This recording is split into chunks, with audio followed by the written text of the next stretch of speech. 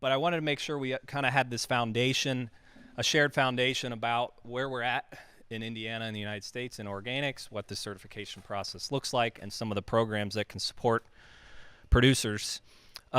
In this last part, I just want to touch on some pieces of the actual regulation that operations have to fit within. I often think about we fit within this box of the NOP, 7 CFR 205, right? And so we're going to look at some pieces of the regulation, and I want you guys to actually read parts of it. Then we'll look at how that links to an application from a certifier, which is the OSP.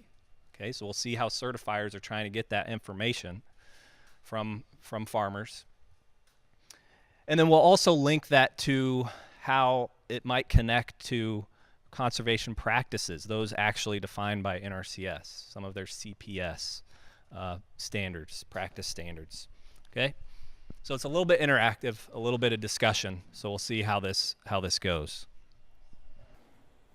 USDA organic regulations and conservation opportunities. So just the disclaimer and acknowledgement, a lot of these slides were adapted or taken directly from Ben Bowl. He is a USDA NRCS organic specialist. He's based out of Portland, the office there. His position is actually partially funded by Oregon Tilth, so it's a unique industry partnership. So he spends some of his time in the Oregon Tilth office, some of his time with NRCS, but he's done a good job of sort of making sense of how we can link NOP with what NRCS does, okay? So we've touched on these things. NOP, it's a process-based standard, process-based certification. The standard evolves. I talked about the National Organic Standards Board and how that can provide input to NOP about how the standard is interpreted and applied and what inputs are approved or not. I talked about how it's very qualitative. There are very few actual quantitative parts of NOP where we have numbers. We talked about buffers. You'd think the standard would say 30 feet minimum. It doesn't, okay? You can see this is the actual language from NOP dealing with buffers. It's because every situation is unique. Each context is unique. And 30 foot isn't necessary in some situations. 150 feet might not be adequate in others, okay? So it all depends on the situation. NOP is obviously broader than just conservation, but I think a big part of it is. I know Tony said that conservation planning can be a small part, but I think that natural resources, biodiversity, that is kind of the bread and butter of NOP. But it's the hardest part to apply, to interpret, and to enforce, I think. Again, very general language in NOP versus NRCS standards, which are a little more specific and quantitative. All right, so there's opportunities, trying to make that case that there's tremendous opportunities for us working with organic farmers to see and help implement actual conservation practices on the ground. All right, so if you open your folder, there's several things we're going to look through. One of them that you can kind of follow along with, and this is just taken from, this is just a few pages from the NRCS Organic Handbook. If you want to see the whole thing, I'd suggest the NRCS staff who are here to get familiar with that publication because it's a useful resource. NRCS Organic Handbook. What I'm referring to is this one that has the table. It should have been in the right-hand pocket of your folder. And you see this table 1, Integral NRCS Conservation Activities for Organic Systems. And on the left column, it says USDA Organic Standard. And it should have cited in here what parts of the standard, what sections in the standard it's actually referring to. It's kind of general. And then on the right, it lists conservation practice standard numbers and names that can be used to implement that part of NOP. Okay? So that's one thing. Next is portions of the actual NOP standard. The front page, I think, says OFA, Ohio Ecological Food and Farm, NOP. I just printed it from from that certifier because they have it in a nice format with an index and everything. But if you turn to the second page that looks like this, it's got the index of the different sections of the NOP standard. Okay, and it's broken down by subparts, A, B, C, D, and so forth. And I want to take a minute to kind of talk through how the standard is organized. Okay, we don't have time to read the whole thing, but I think it's worthwhile to understand how it's organized. So if you want to take the time and better understand it, you at least have a start. So subpart A, like any regulation, it goes through definitions, and there's a lot of them. Okay. Subpart B is where does this regulation apply? How can organic be used? Who has to be certified? What is organic? What do you have to do to be organic? So it explains those kinds of things, record keeping, exemptions, and then it starts into this discussion about what inputs are allowed or prohibited. Okay, in subpart C, this is the part that most of us in working with farmers and landowners should try to get comfortable with. Okay, it's the organic production and handling requirements. The first part is for everybody, talking about system plan and land requirements. But then we get into a section that's specific to crop production, then parts that are specific to livestock and pasture, and then finally specifics of handling and processing operations. Okay, so that's kind of the meat of things when it comes to what producers and handlers have to do to meet the regulation. Okay, so you can see there everything from soil fertility, nutrient management, seeds and planting stock, crop rotation. So it states it right there. There is a crop rotation practice standard. So we have to have some kind of a rotation on our operations if we're dealing with annual crops. Okay. Subpart D, which we're not going to get into, that deals with all the labeling stuff, the details of how that label can be used on packages and ingredient lists and all that kind of stuff. Subpart E deals with the certification process, how Brad does his job, right? F is how entities like EcoCert are accredited and that process, so that's what they're very knowledgeable with. It's essentially their own certification and inspection process, like operators go through. Subpart G is another part that I think is worthwhile for us to be somewhat knowledgeable about. That is what's called the national list, and that deals with inputs, what's allowed, what's not. Okay, so it's basically synthetics are prohibited except, and we find all those exceptions in the national list. Non-synthetics or naturals are approved except, and there are some exceptions of naturals or non-synthetics that we cannot use. And again, those are found in the national list. And it's literally a list of substances, okay? And I'll leave it at that. There's a whole bunch of other parts that I think for what we do to support farmers, landowners, we don't have to be too concerned with. I think the key parts for us is subpart C, about production, and subpart G, the national list, okay? And there are publications that I think do a good job of distilling this information. So if you don't want to look at code, there are some publications that can make it a little easier to digest, all right? An example of that I provided in your handouts in the left-hand side, it's from ATRA. Anybody familiar with ATRA or NCAT website? Great resource on sustainable and organic agriculture production. Tons and tons of publications. This one that says organic certification steps through what Brad talked about, okay? But then there are several companion publications to this one, and you'll find information in here about them. One that covers organic crop production, one that covers organic livestock production, and one for handlers. So it does a good job of taking that, what's in the NOP, and putting it into language that's a little easier to understand. Okay, so if you have a crop producer who comes into your office and they're like, I'm just getting started in this. I'm looking into organic, crop production. What can you tell me? I think this publication and then the companion crop production one. So if you look on the inside, it says related ATRA publications. It has the website and then the titles of some other publications. And there's one that says Organic Standards for Crop Production, and Guide for Organic Crop Producers. You pull those up, print them. Those are excellent resources to put into a farmer's hands to get them started, okay?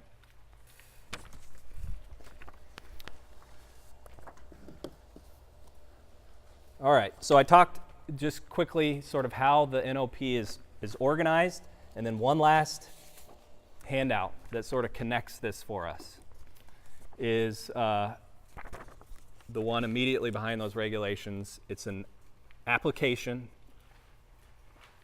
a certifier's application for farmers, operations.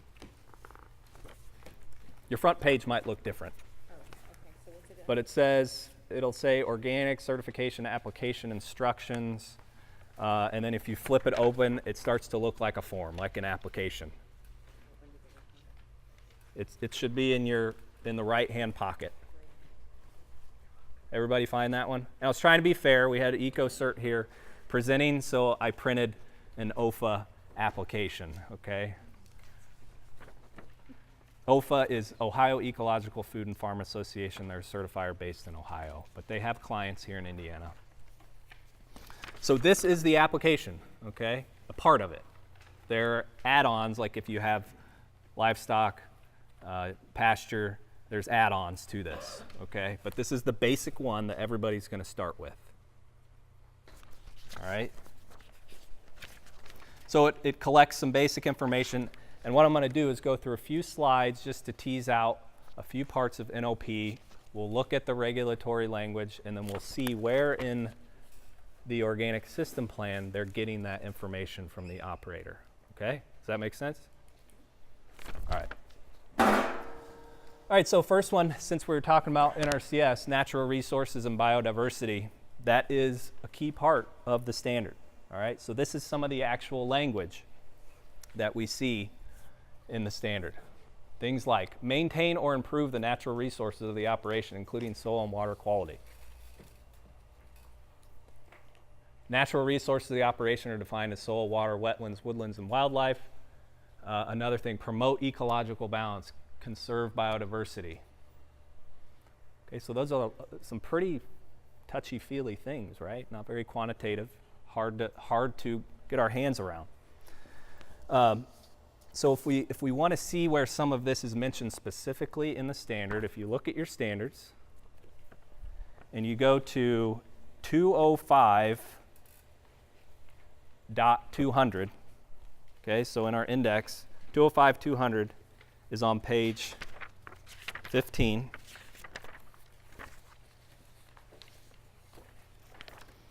Under subpart C, 205.200 general, it says, producer or handler of a production or handling operation intended to sell, label, or represent agricultural products, so on and so forth, must comply with the applicable provisions of this subpart. Production practices implemented in accordance with the subpart must maintain or improve the natural resources of the operation, including soil and water quality. So it says it right up front. And I think NRCS likes that statement, right? Works for us. It fits with your Works for us, mission. yeah. Fits right with your mission. Right, so then where in the OSP are operators providing that information to show that they comply? Okay, so flip through this standard and you'll see at the start of each section, or not the standard, the application, you'll see at the start of each section where it's dark, they actually reference sections of the standard.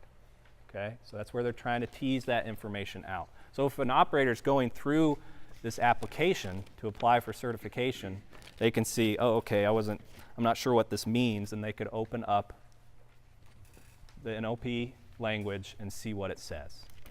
Okay? So anybody find where 205-200 is mentioned, if anywhere? Page 13. Page 13. All right, so what does that look like? The section is called Natural Resources and Biodiversity Conservation. It says 205-200 and 205-203 are the relevant sections of the standard. And you can see the questions they ask. So you're not having to write this plan out. They're asking the questions. What are you doing with regards to natural resources and biodiversity conservation? What practices, terraces, contour farming, strip cropping, so on and so forth? What soil erosion problems do you have? Explain them. What are you trying to do to limit those problems? Minimize erosion. What steps do you take to provide wildlife habitat, conserve biodiversity? So you can see all the questions that they're asking to get that information. And not all of it's going to apply, right? If you're not doing it, you don't check it. You put not applicable. All right, so you can see how that information is getting extracted from the operator.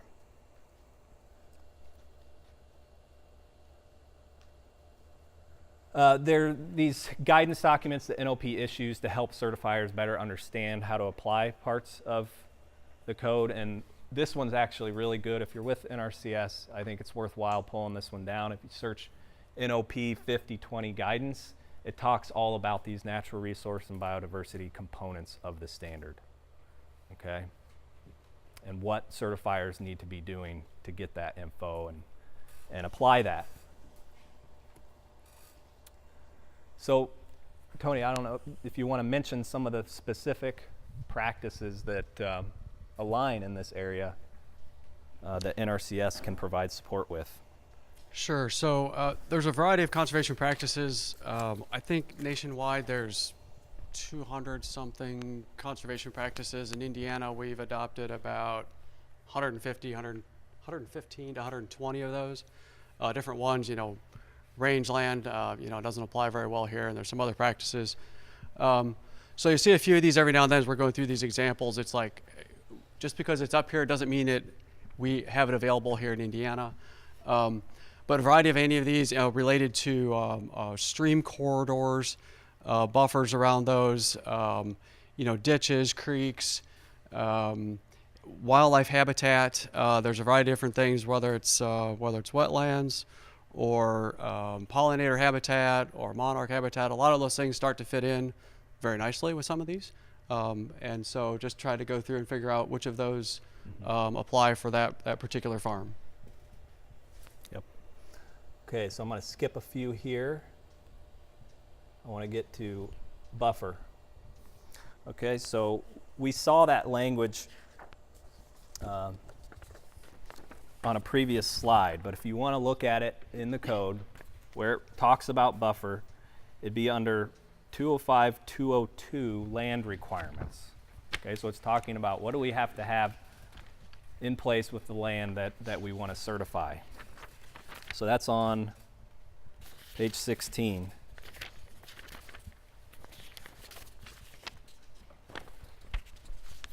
So it mentions here any field or parcel from which harvested crops are intended to be sold, labeled, or represented as organic must, and it references some other parts, but it says no prohibited substances for 3 years, so that's that 3-year transition, okay? And then distinct defined boundaries and buffer zones such as runoff diversions to prevent unintended application of a prohibited substance to the crop or contact with a prohibited substance applied to adjoining land that is not under organic management. So we're thinking about things like drift, right? In that case. So this buffer is in place to limit or reduce the risk of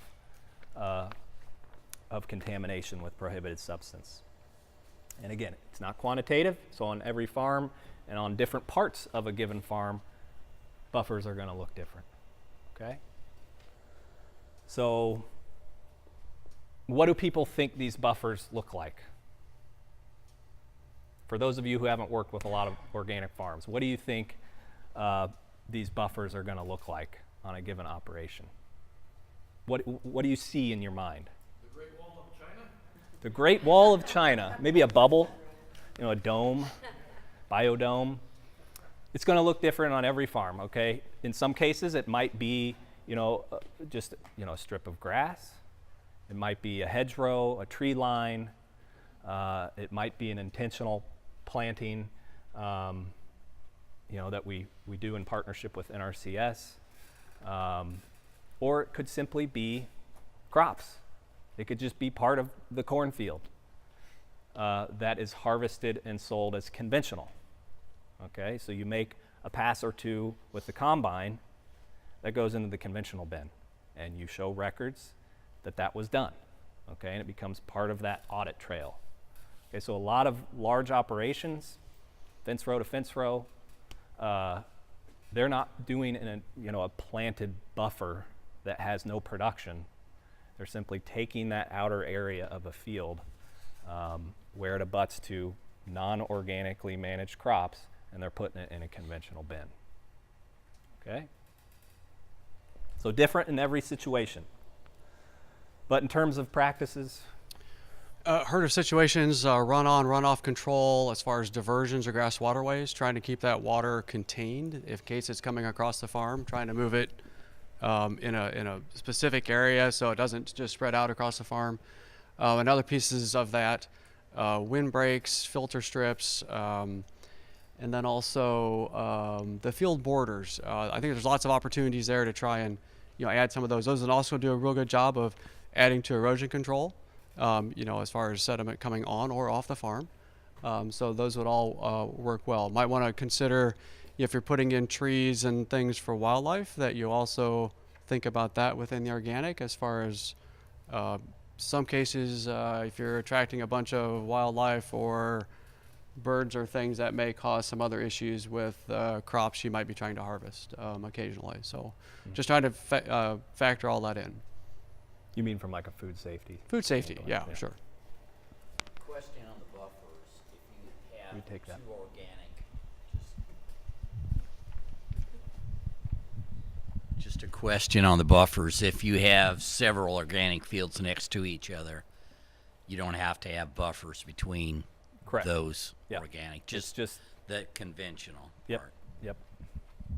Buffers are needed where you're up against a adjoining non-organically managed land. Yeah. Okay, so we could go through these all day and touch on all parts of the standard, and we don't have time for that.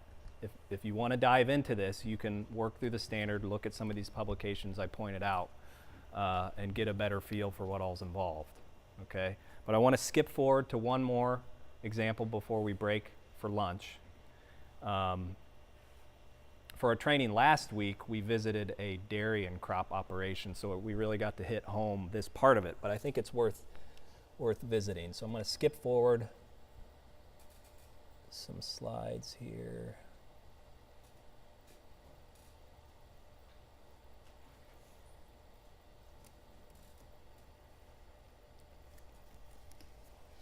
And it's with regards to pasture. Okay, so this is one area of the standard where there are quantitative requirements. Okay? And I think it's another place where working with NRCS can be very helpful in terms of implementing grazing plans and getting the infrastructure in place to have a good grazing plan in place and implemented. Okay, so the standard says that during the grazing season ruminant animals must be able to obtain feed grazed from pasture. Okay, so we cannot have a pure confinement operation with ruminants. All right. And that grazing season can't be less than 120 days per year. That doesn't have to be consecutive. Okay. And that pasture must account for 30% of dry matter intake during that grazing season. Okay, so you'll hear people say 120 and 30 or something like that. So this is a quantitative part of the standard and where record keeping needs to be good. And there's a lot of resources available to help producers make some of these calculations, particularly around dry matter intake. Okay, how to make those estimates, keep those records so that they can prove and show that they're in compliance. Okay. And maybe we can expand on that in the afternoon with the panel. I mentioned resources. ATRA, again, they have a great publication, Pasture for Organic Ruminant Livestock, where they have worksheets to help you work through those DMI calculations. Okay, I'm sure Organic Valley has their own templates and stuff, right? Yeah. And then along with that, the standard says that livestock producers must have a pasture plan that addresses these various things. Okay, so if you looked at the standard, the pasture practice standard is 205-240, and it discusses all this in detail. And then you can look in the OSP application where the certifier is going to be getting that information. Okay, and that might not be included in this, because I think that's an addendum to the standard application. Okay. So questions on the pasture thing. There's a lot of details there, and we can pose some questions to Pete and Ross about that if you have some questions around pasture and the DMI stuff. So it's still 36 months that you have to have, I mean, that time period? With pasture? Yeah. Yes, so pasture has to be organically managed, it has to be transitioned. Yep. I was at a location yesterday they were thinking about, and they haven't done anything to the pasture for years, so could they start the process now if they have? Yeah, so if they have records to show that they haven't applied any prohibited substances, or they could sign a prior land use affidavit attesting to that, then it could be immediately eligible for certification. Okay. Yep. Just one other thing, I'm not sure it's been mentioned yet, but land coming out of CRP has great potential for flopping over into organic. You know, we've got 10 years, 15 years where it has not had any, very likely has not had any pesticides applied, but that would fit in very well. Or not. CRP is often put in the CRP for a reason, right? And I tell, a lot of times producers are like, I'm going to take this crappy field and transition it to see what this organic thing is all about. And I would never recommend that. I would say if you're going to phase in, start with your best field that's closest to home so that you can keep an eye on it. You can do things in a timely manner. It's a well-drained field that has decent fertility, and you're not starting with a piece of junk. So that's something that I'd say. Pros A and, lot of times pros and CRP cons. Pros and cons, right? Yeah, sure. Yeah. So these would be some of the examples on a pasture standpoint. Right. Only other thing I might throw in there might be fence and watering systems. Might be a couple other things to include there. Yep. All right, so I'm going to close with one last slide, and then we'll break for lunch. And I think it just to hit home something that we've talked about, because it's such an important part of the regulation. All right, so this is detailed in 205-105, allowed and prohibited substances, methods, and ingredients in organic production and handling, if you want to read the actual language. And then it references the national list, where we have the list of exclusions and things like that, and restrictions for various things. So again, in organic, synthetics are out with some exceptions. We go to the national list to find those exceptions. Naturals or non-synthetics are in, except there are some that are out, and we go to the national list to find those. Or go to OMRI, search in OMRI, the Organic Materials Review Institute website. Similarly for processing, I haven't been hitting on processing much because we work with farmers, landowners, okay? Producers.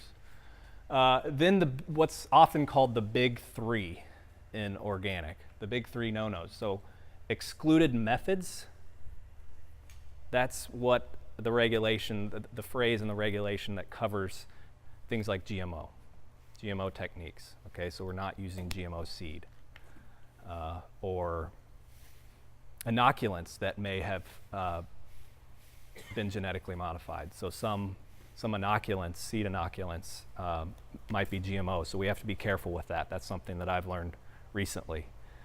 Don't just make sure that whatever inoculant you're using on the soybeans or the legume cover crops are approved, okay? So no GMO, no ionizing radiation, okay? So that's often on the processing and the end product thing. And no sewage sludge, so no biosolids in organics. Okay, so we're not getting the, I don't know what some of the other names are that are applied to that, but we're not using processed human waste in organics. Okay? All right, so that's all I've got. I could talk all day about the standards, but any last questions before we break for lunch? Just one, Kurt. This one, I seem to be asking a lot of questions. Okay, I'm equating this with the Indiana pesticide rule and the state chemist role versus the EPA. Do states have the option to have any modification to the national organic rule? Can they add additional restrictions? Or do they just basically have to do the organic rule and then, you know, include that in your state I code or don't. whatever? I think the answer is no. You might. I think the answer is no. States can't add on to NOP. States can do certification services. So Kentucky Department of Ag offers certification services. Indiana, we don't have any of that. Yeah. So.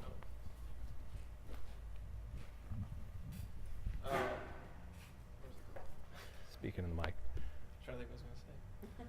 States modifying the reg, or Yeah, if a state is an agency, they could add their own stipulations, I guess. add their 'Cause- own 'cause policies. Agencies do have their own criteria. I mean, the thing I was thinking, if you're in a state and the state says, well, we have this list of approved substances, can I say that as a state, we don't want to approve this one substance?